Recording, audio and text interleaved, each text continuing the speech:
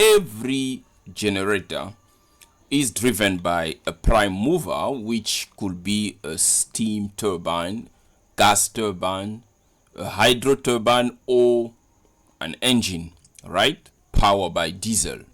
Okay, now that prime mover defines the maximum real power the generator can deliver on its output terminal. These hard limits basically indicate that no amount of excitation control can push the real power to go beyond this point here for our PV generator 1, which is set to produce a maximum power of 0.475 megawatt. So no amount of excitations control can push it beyond this point, because this maximum power limit is actually what the prime mover or the turbine can mechanically supply on the output terminal of the generator. What you see here in the load flow settings in PowerFactory, these settings directly comes from the machine ratings, the nameplates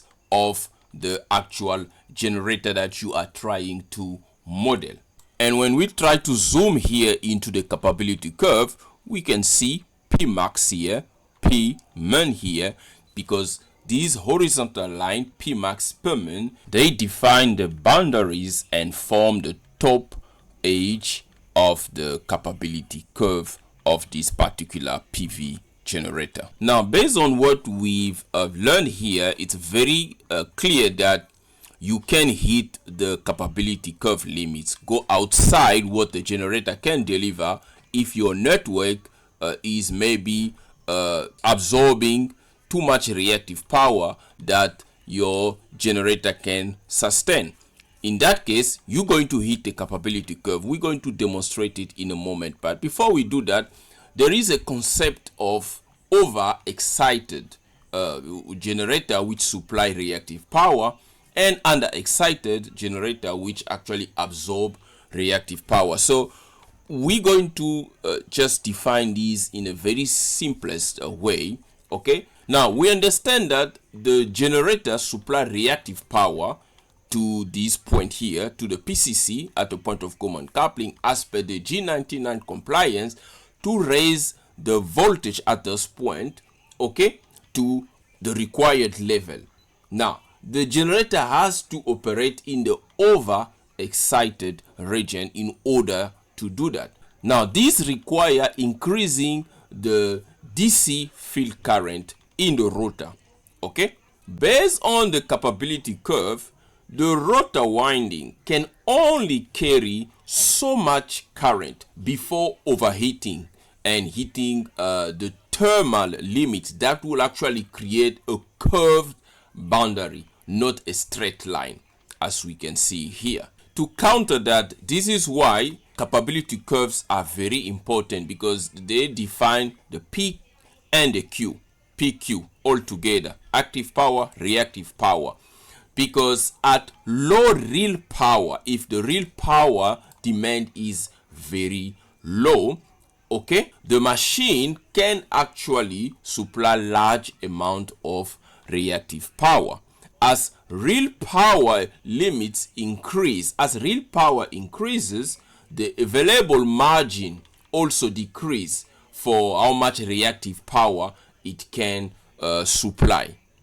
Okay, because remember, the sum of real and active power need to give you the overall apparent power of the generator. As we can see here, based on this PV generator we've got here, it's a 0.5 MVA. Now this is the total capacity of this generator in megavolt ampere. So which means this generator cannot go above 0.5 megavolt ampere. So that means your active power and reactive power combinations must not exceed 0.5 MVA.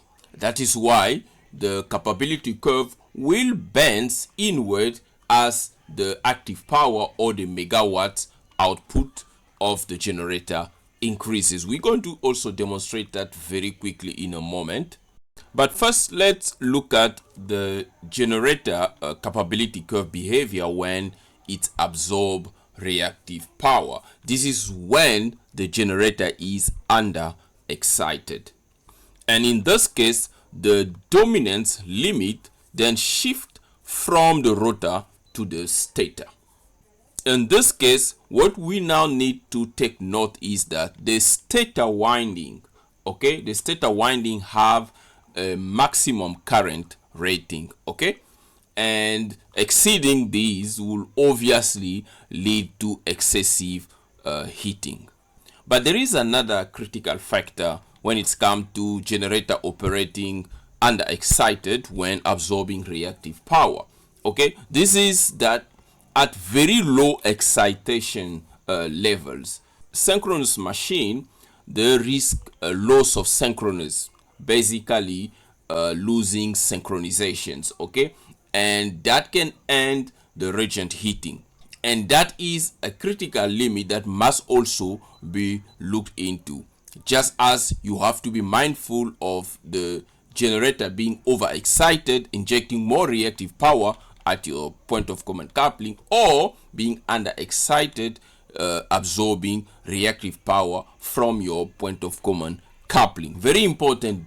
This is why the underexcited region is often more restrictive than the overexcited side, because if the synchronous machine lose synchronous, then the machine can actually shut down. Now over here we've got a simple PV capability curve simulator here. Now with 0.9 per unit active power and 0 reactive power, it means we are operating at unity power factor, okay, then the system is operating without loss.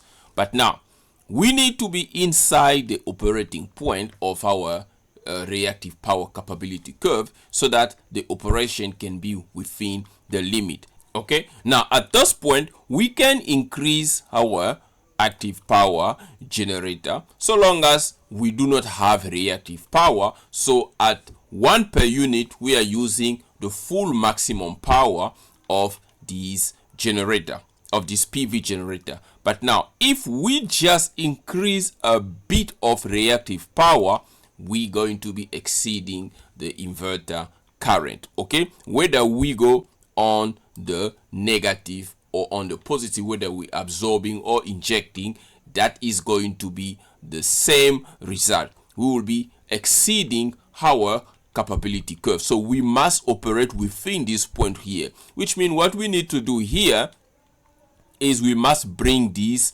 red point here inside the operating point, okay. So we have to do that.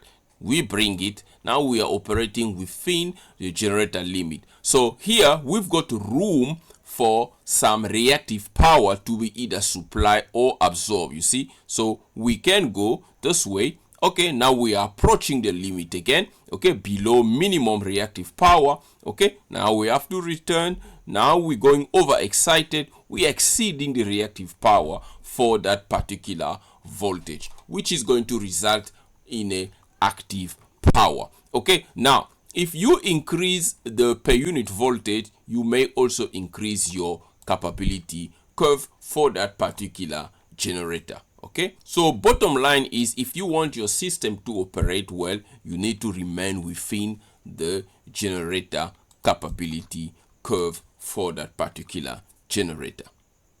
Now let's go back into DigSILENT PowerFactory and see how the generator capability curve is actually used in load flow analysis.